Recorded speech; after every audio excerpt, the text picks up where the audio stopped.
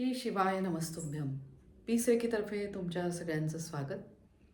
आजच्या व्हिडिओमध्ये मी तुम्हाला सांगणार आहे की नर्मदा परिक्रमा जी चैत्र महिन्यामध्ये असते. चैत्र महिना पूर्ण नर्मदा परिक्रमा तुम्ही करू शकता. गुजरातमधून उत्तर वाहिनी नर्मदा परिक्रमा असते आणि मी तो अनुभव घेतलेला आहे. ह्यावेळेस माझी मैयाच्या आशीर्वादाने 4थ्या वेळेस नर्मदा परिक्रमा पूर्ण झालेली आहे. नर्मदे हर. तर ही नर्मदा परिक्रमा तुम्ही करायला जेव्हा निघता, मध्य प्रदेशमध्ये पण आहे आणि शिवाय गुजरातमध्ये. तर असं मानण्यात येतं की जेव्हा ही परिक्रमा तुम्ही करता, जी 4-4.5 महिन्याची परिक्रमा असते, त्याचं पुण्य ह्या एकदिवसीय 21 किलोमीटरची नर्मदा परिक्रमा केल्यामुळे तुम्हाला प्राप्त होते. तर ही नर्मदा परिक्रमा करताना माझी यावेळेस 4थ्या वेळेला होती नर्मदा परिक्रमा आणि साक्षात मला नर्मदा मैयाचे दर्शन झाले. नर्मदा मैया जेव्हा आपल्याला भेटते म्हणजे एका देवीच्या स्वरूपात, त्यावेळेस आपण भांबावून जातो. आपल्याला लक्षात येत नाही की अरे आपण फोटो काढायला पाहिजे किंवा काय, आणि नंतर आपल्याला हे सगळं आठवायला लागतं. तर तो अनुभव मी तुम्हाला सगळ्यांना माझा सांगणार आहे. पण त्या अगोदर अजून एक 10 दिवस नर्मदा परिक्रमा आहे. तर हे 10 दिवस नर्मदा परिक्रमा जे जाणार आहेत, तर त्या नर्मदा परिक्रमा करण्याच्या अगोदर तुम्हाला कुठली तयारी करायची आहे त्याच्याविषयी मी थोडक्यात तुम्हाला माहिती सांगते. 4 वेळेस नर्मदा परिक्रमा करून आले, त्यामुळे प्रत्येक परिक्रमेमधला माझा अनुभव वेगळा आहे आणि जो मी दरवर्षी तुम्हाला शेअर करत असते. तर मी तुम्हाला आधी सांगू शकते की जेव्हा तुम्ही नर्मदा परिक्रमेची तयारी करता, तुमची मानसिक तयारी खूप आवश्यकता आहे. तुम्ही म्हणायचं आहे की मी नर्मदा परिक्रमा अगदी उत्तमरित्या पूर्ण केलेली आहे आणि माझं आत्मिक बल वाढलेलं आहे, भावनिक बल वाढलेलं आहे आणि त्याच्यासाठी तुम्ही आतनं जोडल्या गेले पाहिजे त्या मैयाच्या दर्शनासाठी. एवढी तीव्र इच्छा तुम्हाला आतून पाहिजे. नुसती नदी म्हणून तिला न बघण्यापेक्षा ही दैवी एक अनुभूती आहे आणि ती अनुभूती मी घेतलेली आहे सलग 4थ्या वर्षी. तर नर्मदा परिक्रमा जेव्हा तुमची ठरते, तर त्या अगोदर सगळ्यात अगोदर येतो की तुम्ही तिथे नर्मदा परिक्रमा करत असताना पांढरे वस्त्र तुम्हाला नेसावे लागतात. नर्मदा नदी म्हणजे जी शिवकन्या मानण्यात येते, जी ब्रह्मचारिणी आहे, म्हणून पांढऱ्या रंगाचे खूप महत्त्व आहे. म्हणून आवर्जून तुम्ही पांढरी वस्त्र नर्मदा परिक्रमासाठी घ्यायची आहेत आणि तसेच वस्त्र घालून तुम्ही नर्मदा परिक्रमा पूर्ण करायची आहे. याच्यामध्ये आवर्जून अजून एक गोष्ट तुम्हाला सांगते की नर्मदा परिक्रमा करण्यासाठी तुम्ही आदल्या दिवशी संकल्प सोडता किंवा त्या दिवशी पहाटे उठून तुम्ही संकल्प सोडता 3-3:30 पावणे 4 वाजता आणि मग संकल्प सोडून तुम्ही परिक्रमेला निघता. तर त्यावेळेस तुम्ही नर्मदा मैयाचं जल तुमच्यासोबत भरून घ्यायचं असेल, तुम्ही एका बाटलीत भरून घेऊ शकता आणि त्याच्या अगोदर तुम्ही आपण म्हणू शकतो की एक तांब्याचा लोटा म्हणजे छोटं भांडं तुम्ही सोबत ठेवायचं आहे. सोबत आठवणीने घेऊन जा. एक सॅक आपण घेऊ शकतो. आणि अजून तुम्हाला सांगायचं म्हणजे पूर्वतयारी अजून नर्मदा परिक्रमेमध्ये तुम्हाला काय करायचे आहे. तर त्या पूर्वतयारीमध्ये आहे कन्यापूजन खूप महत्त्वाचं आहे. संकल्प आपण सोडतो नर्मदा मैयासाठी. त्या नर्मदा मैयाला आपण मनापासून प्रार्थना करतो.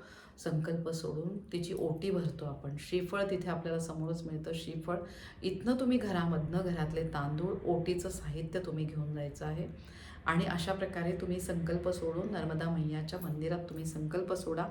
काही ठिकाणी मंगलेश्वर महादेव तिथे पण संकल्प सोडतात, तर तसंही चालतं. टिळकवाड्यामधनं आहे ते नर्मदा मैयाचं प्राचीन पुरातन मंदिर आहे आणि रामपुरावरनं जे सुरू करतात नर्मदा परिक्रमा, तिथे पण मंगलेश्वर महादेव आहे. तिथे तुम्ही संकल्प सोडून, तिथे पण नर्मदा मैयाचं मंदिर आहे, तिथे संकल्प सोडून तुम्ही तुमची परिक्रमा सुरू करायची असते. मनोभावे तिला नमस्कार करायचा असतो नर्मदा मैयाला की आमची ही परिक्रमा आम्ही करतो आहे, तर तू आमच्याकडनं ही करून घे. म्हणजे हे आपण स्वतः नाही करत आहे, तर तू आमच्याकडनं ही परिक्रमा वारंवार करून घे आणि त्याची ती दैवी अनुभूती आम्हाला करून दे. तर हे तुम्हाला तिथे संकल्पाच्या दिवशी सांगायचं आहे. संकल्प सोडताना तुम्हाला तिथे श्रीफळ अर्पण करायचं आहे. श्रीफळ नसलं तरी तुम्ही ब्लाऊज पीस, ओटी सगळी तिथे नर्मदा मैयाला अर्पण करू शकता आणि मग त्याच्यानंतर तुम्ही नर्मदा मैयासाठी आवर्जून एक साडी घ्यायची आहे. शक्यतो ती साडी सहसा पांढरी असावी, पांढऱ्यावर डिझाईन वगैरे असं असलं तर चालेल आणि ही साडी आपण तिथे नर्मदा परिक्रमा आपली जेव्हा आपण काठ बदलतो, म्हणजे एका काठाहून दुसऱ्या काठावर जातो, जिथे आपण परत एकदा नर्मदा मैयाला नमस्कार वगैरे करतो, दिवा लावतो, तर त्यावेळेस तुम्ही एखाद्या गरीब बाईला, कोणालाही तुम्ही त्या मैयाच्या नावाने ती साडी तुम्हाला तिथे द्यायची आहे. तर त्यावेळेस तुम्हाला साडी देताना पण किंतु परंतु अजिबात तुमच्या डोक्यात आला नाही पाहिजे. अगदी स्वच्छ भावनेने तुम्हाला जी बाई समोर दिसेल आणि तुम्हाला असं वाटतं की नाही ह्या बाईला मी आता नर्मदा मैया म्हणून साडी देते, तर तशा भावनेने तुम्ही तिला साडी मैया म्हणून तिला तुम्ही द्यायचं आहे, तिला नमस्कार करायचा आहे. आणि अजून पूर्वतयारी काय करायची, तर कन्यापूजन. नर्मदा परिक्रमा तुम्ही जिथून सुरू करता तिथून तुम्हाला त्याच मंदिरात येऊन परत पूर्ण करायची असते. तर अशा वेळेस तुम्ही कन्यापूजन तिथे असतं, म्हणजे कुमारिका असतात, छोट्या मुली, त्यांचं पूजन करायचं असतं. तर सहसा त्यांना देताना आवडीचा खाऊ, मग त्याच्यात आवडीचा खाऊ म्हणजे काही चॉकलेट्स असू शकतात, बिस्किट असू शकतात, किंवा तुम्ही फुटाणे आवर्जून घ्या, की जे कन्यापूजन म्हणजे देवीचे सुंदर असं स्वरूप कन्या, ज्यांना फुटाणे म्हणजे देवीला अतिशय प्रिय आहे, म्हणून तुम्ही फुटाणे आवर्जून घ्यायचे आहेत. मग तुम्ही शृंगारचे साहित्य त्याच्यात ॲड करू शकता, जसं टिकली, बांगडी आहे, मग देवीचा शृंगार, मग त्याच्यात तेलाची बाटली आहे, गळ्यातलं, कानातलं, असे विविध तुम्ही शृंगाराच्या गोष्टी त्याच्यात ॲड करू शकता, मेहंदी ॲड करू शकता. आणि मग अशी तुम्हाला कुमारिकांना ते भेटवस्तू म्हणून द्यायची आहे.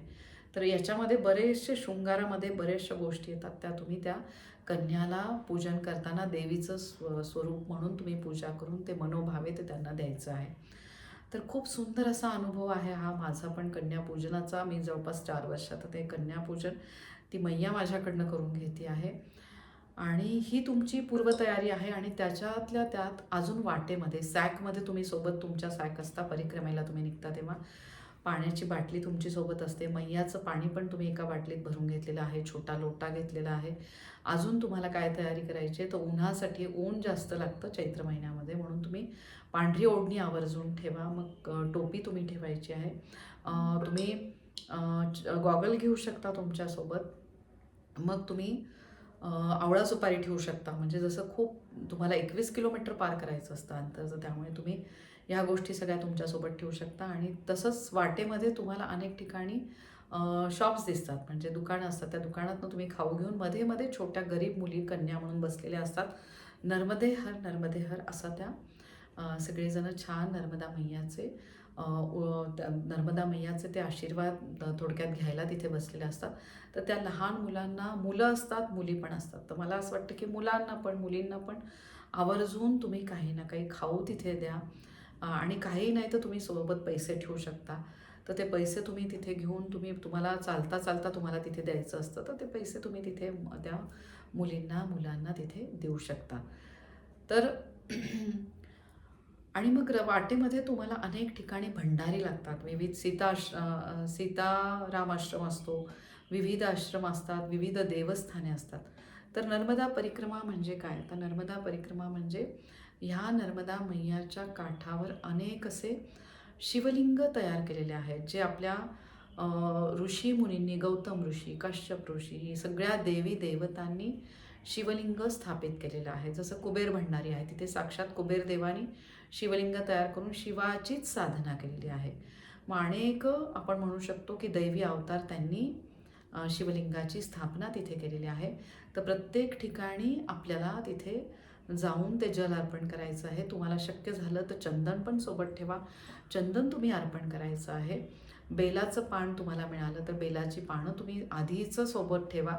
आणि बेलाची पानं तुमच्यासोबत छान तुम्ही एका फडक्यामध्ये बांधून, म्हणजे लाल कापड करून त्याच्यात बांधून तुम्ही सोबत ठेवू शकता. आणि प्रत्येक ठिकाणी शिवलिंगावर तुम्ही ते बेलपत्र अर्पण करू शकता. जिथे मंगलेश्वर महादेव आहेत, मंगलेश्वर महादेव तुमच्या वाटेमध्ये येते, तिथे तुम्ही त्या महादेवांसाठी तुम्ही तिथे कद घेऊ शकता, म्हणजे वस्त्र घ्यायचं आहे. तर तुम्ही हे आधीच तुमची पूर्वतयारीमध्ये तुमचं कद म्हणजे थोडक्यात धोत्राचं पान, ते तुम्ही तुमच्यासोबत ठेवा. ते तुम्ही तिथे महादेवांना अर्पण करायचं आहे. चांदीचं बेलपत्र ज्यांना शक्य असेल नक्की चांदीचं एक बेलपत्र घ्या, ते मंगलेश्वर महादेवांना अर्पण करायचं आहे. मंगलेश्वर महादेवच का महत्त्वाचे आहे, तर ज्यांना आपल्या पत्रिकेमध्ये मंगळाचा त्रास होतो, तो त्रास कमी होण्यासाठी मंगलेश्वर महादेवाच्या इथे रुद्राभिषेक सुरू असतात आणि तुम्ही तुमच्याकडनं सेवा म्हणून हे तुम्ही अर्पण करू शकता. अशा प्रकारे तुम्हाला तुमची म्हणजे तुम्हाला जास्तीत जास्त ज्यांना म्हणजे नर्मदा मैयाची आशीर्वाद घ्यायचे आहे तर अशा प्रकारे तुम्ही आशीर्वाद घेऊ शकता. आणि त्याचबरोबर तुम्ही तुमच्यासोबत खडीसाखर ठेवू शकता. खडीसाखर जसं तुम्हाला प्रत्येक ठिकाणी तुम्ही थोडी थोडी खडीसाखर प्रसाद म्हणून ठेवू शकता. तर ह्या सगळ्या गोष्टी तुम्ही पाळायच्या आहे आणि वेळेमध्ये तुम्ही ह्या गोष्टी पूर्ण करायच्या आहे. जशी नर्मदा परिक्रमा आपण सकाळी 2ला उठून आपण पहाटेचं स्नान करून आपण 3ला सहसा तिथे पोहोचतो संकल्प सोडून. जेवढ्या लवकर तुम्हाला परिक्रमा सुरू करता येईल तेवढ्या लवकर तुम्ही सुरू करा. अंधारामध्ये लवकर तुमचं अंतर कापलं जातं आणि सकाळचं खूप छान वातावरण असतं. खूप प्रसन्न असं वातावरण असतं. नर्मदे हर म्हणत सगळेजण चाललेले असतात आणि नर्मदे हर म्हणजे ती आपल्याला पूर्णपणे आपण जे काही वेगळं कर्म केलं असेल तर त्याचं हरण करणारी अशी ही नर्मदा मैया ती हर करत जाते. म्हणजे ती आपल्याकडनं जे काही झालेले असतील वेगळ्या गोष्टी त्याचं हरण करण्यासाठी मैया आपल्याला मदत करत असते. म्हणून नर्मदे हर हा जप करत तुम्ही निघायचं आहे. पाहिजे तर तुम्ही जपमाला तुमच्यासोबत ठेवू शकता किंवा जपाचं आजकाल खूप छान यंत्र निघालेलं आहे. अंगठ्यामध्ये पण बसेल असं निघालेलं आहे. तिथे तुम्ही नर्मदे हर हा जप करत तुम्ही जाऊ शकता. अशा प्रकारे तुम्ही जप करायचा आहे आणि ह्या वाटेमध्ये तुम्हाला अनेक ठिकाणी वेगवेगळे लोक भेटतात आणि ह्या ह्याच्यामध्येच तुम्हाला मैया दर्शन देते. तर ही अनुभूती मला आलेली आहे. नर्मदा अष्टक तुम्ही त्याचं प्रिंटआउट काढून घ्या, झेरॉक्स काढून घ्या आणि नर्मदा अष्टक तुम्ही म्हणायचं आहे. तुमची परिक्रमा पूर्ण झाल्यानंतर त्या स्थानाला येऊन नर्मदा मैयाची आरती करायची. आरती करून नर्मदा अष्टक तुम्ही म्हणायचं आहे आणि कन्यापूजन करायचं आहे. आणि आम्ही जिथे थांबतो त्या ठिकाणी टिळकवाडा कमलेश भाई यांच्याकडे आम्ही जाऊन तिथे त्यांचा कढाई प्रसाद असतो. आधी कन्यापूजन असतं आणि कढाई प्रसाद असतो. तर आपण म्हणतो की ते देवत्व त्या कढाई प्रसादमध्ये उतरतं आणि अतिशय आपण म्हणतो की सुग्रास असं जेवण आपल्याला तिथे मिळतं. वरण, भात, लोणचं, पापड, भाजी, पण ते अतिशय चव असलेली ते आहे सगळं अन्न. आणि असा तुम्ही प्रसाद घ्या तिथे नर्मदा मैयाचा आणि मग प्रसाद घेऊन मगच तुमची तिथे पूर्ण होते नर्मदा परिक्रमा. आता नर्मदा परिक्रमा जेव्हा आपण 21 किलोमीटरची करतो तर त्यावेळेस काही ठिकाणं आहेत जे गुजरातमध्ये की ज्या ठिकाणी आपण पायी जाऊ शकत नाही, जे आपल्या परिक्रमेमध्ये येत नाही, पण ती आवर्जून करण्यासारखी देवस्थानं आहेत. त्याच्यामध्ये मी नाव घेईल अगदी आवर्जून गरुडेश्वर जे दत्तगुरूंचं स्थान आहे, भालोद एक आहे, कुबेर भंडारी आहे आणि त्याचबरोबर निळकंठधाम जे तिथे आहे. तर त्या ठिकाणी तुम्ही जाऊ शकता. सौभाग्य सुंदरी जे यावेळेस मला ते स्थान कळालं, सौभाग्य सुंदरी तिथे मी जाऊन आले. तर त्या संदर्भात पण मी तुम्हाला डिटेलमध्ये सांगणार आहे. तर अशी ही नर्मदा मैया आपल्याला आशीर्वाद देतेच. तर पुढच्या भागामध्ये मी तुम्हाला डिटेल सांगणार आहे. आणि मैया मला साक्षात भेटली ती रंगावधूत स्वामींच्या मठामध्ये. आम्ही 5 जणी होतो आणि हा आमचा अनुभव तुम्ही ऐकण्यासाठी नक्की माझ्या चॅनलला सबस्क्राईब करा. आणि माझी जर माहिती तुम्हाला उपयुक्त ठरत असेल तर नक्की माझ्या व्हिडिओला तुम्ही लाईक करा, शेअर करा, कमेंट करा. तुमच्या काही शंका असतील नर्मदा परिक्रमेविषयी तर नक्की तुम्ही टाका. त्याचं मी निरसन करण्याचा प्रयत्न करते. नर्मदा मैया अतिशय पुण्यदायिनी अशी ही नर्मदा परिक्रमा. आयुष्यात एकदा तरी नर्मदा परिक्रमा करावी असं मी सगळ्यांना आवर्जून सांगेल. शिवशक्ती स्वरूपामधली असलेली ही शिवकन्या भरभरून आपल्याला आशीर्वाद देतेच. नर्मदा मैया मला कशी भेटली? आम्हाला 5 जणींना म्हणजे आम्ही 5 जणी होतो आणि आम्हाला भेटली. पण आम्हाला अजिबात लक्षात आलं नाही की नर्मदा मैया आहे, आपल्या जवळ बसली आहे, आपल्याशी गप्पा मारते आहे. आणि ती दिव्य अनुभूती मला आज परिक्रमा होऊन जवळपास 10 दिवस झाले, पण मला वारंवार तो चेहरा माझ्या समोरनं जात नाही आहे नर्मदा मैयाचा. तर नक्की तिचं वर्णन मी तुम्हाला सांगणार आहे आणि प्रत्येकाला तिची अनुभूती येते. अशी ही नर्मदा मैया. हे नर्मदा मैया तुझे आशीर्वाद सगळ्यांना सतत मिळत राहू दे, सगळ्यांचं कल्याण होऊ दे. श्री शिवाय नमस्तुभ्यं त्वदीय पाद पंकजं नमामि देवी नर्मदे. नमामि देवी नर्मदे. नमामि देवी